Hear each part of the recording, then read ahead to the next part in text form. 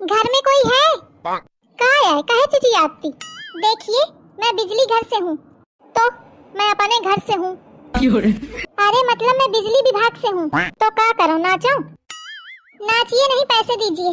कौनी बात के? बिजली यूज करती है ना?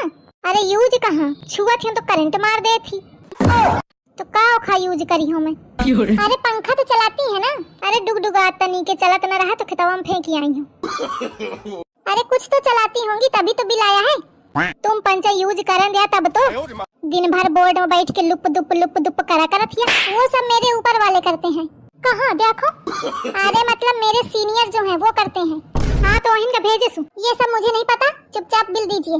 चुप चाहिए नहीं, जाऊं थपड़ा दे की धरती पकड़ ले। हाँ ना गई का नीकी बातन के है ही नहीं। अब आवे कहूं